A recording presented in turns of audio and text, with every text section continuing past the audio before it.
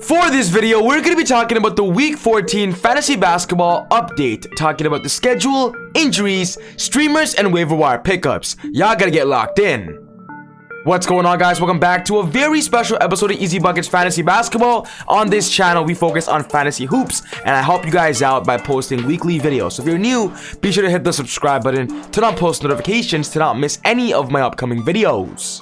For those who don't know who I am, my name is Soom and I'm a fantasy basketball expert. My job on this channel is to help you in your fantasy basketball leagues. But if you want more than just weekly videos on YouTube and you want one-on-one fantasy basketball support or one-on-one fantasy basketball advice, go check out my Patreon page down below. All the information will be there for me helping you guys out with trade advice, roster advice, and waiver wire pickups. All the information, link is down below. But without wasting any more time, let's get into Week 14. When talking about Week 14's upcoming schedule, we have the majority of NBA teams playing 4 games in this week, which is phenomenal news, but we got 3 teams playing only 2 games. The Sacramento Kings, the New Orleans Pelicans, and the Houston Rockets. And then of course, we got a few teams playing 3 games. The teams that will be playing 3 games is going to be the Cavaliers, the Denver Nuggets, the Minnesota Timberwolves, and also the Phoenix Suns. Besides that, every other team is going to be playing 4 games, which is great news. So make sure you have all your lineups ready, and of course pause the video here if you need to be updated on the upcoming Week 14 schedule. So of course, if you own players on the Houston Rockets, Pelicans, and the Sacramento Kings, these Western Conference teams, just be sure to adjust your rosters.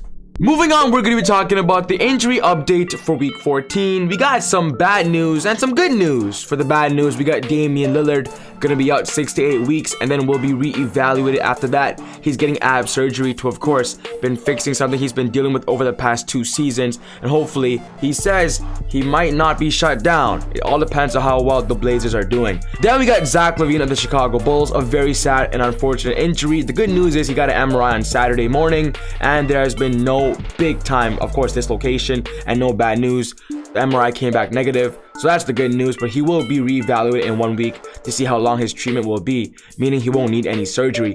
Then we got Paul George. Apparently, Paul George is dealing with an elbow injury, and for what it sounds like, it could cost him the rest of the season.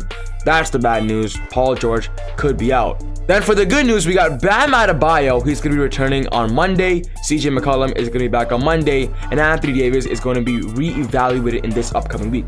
That is the good news for the upcoming Week 14 injury update.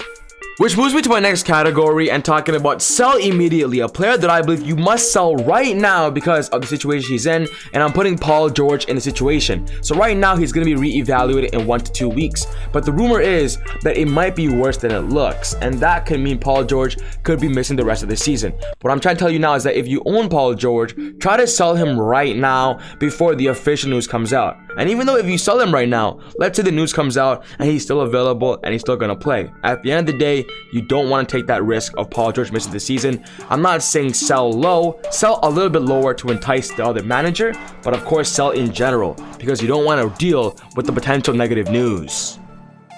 Moving on, we're going to be talking about the best trending waiver wire pickups right now. These are the hottest pickups and I believe have become must own in big leagues. Anthony Simons, Amir Kofi, DeAndre Hunter, Terrence Ross, Jalen Suggs, Kobe White, Herbert Jones, and Malik Monk. Anthony Simons is on this list simply because of no Damian Lillard. He's going to be the new point guard, and even when CJ McCollum comes back, it's going to be a CJ McCollum and Anthony Simons show. So Anthony Simons, pick him up ASAP. Amir Kofi, on the other hand, in the same situation as Anthony Simons because of no Paul George. And of course, if Paul George is going to be out for the rest of the season, Amir Kofi immediately becomes a great pickup as the Clippers might just end up tanking and rebuilding for next season when Kawhi and Paul George comes back. DeAndre Hunter just came back from his injury, and of course, guess what? Cam Reddish just got traded, which means minutes for DeAndre Hunter.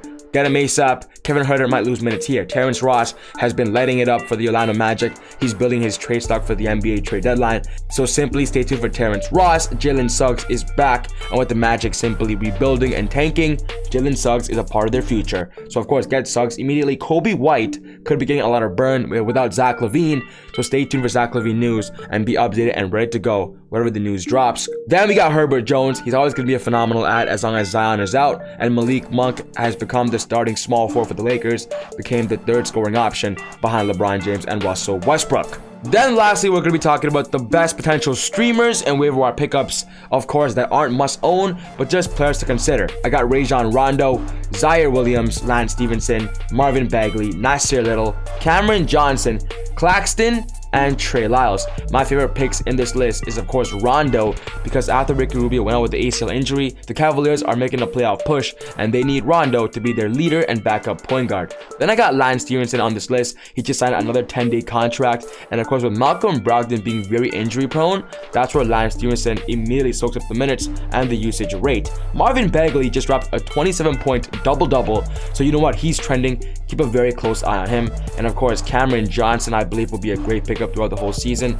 Have some good games, some bad games, but of course will always be a streamer every single week as long as the Suns are competitive and trying to win games. So yes guys, this wraps up my video talking about the week 14 fantasy basketball update. Once again, my name is Zoom and I make basketball videos every day, but on this channel I focus on fantasy basketball. And if you want more than just videos and want one-on-one fantasy basketball support, go check out my Patreon page down below. All the information will be there. But other than that, take it easy, God bless, and I'll see you all next time on Easy Buckets. Woo!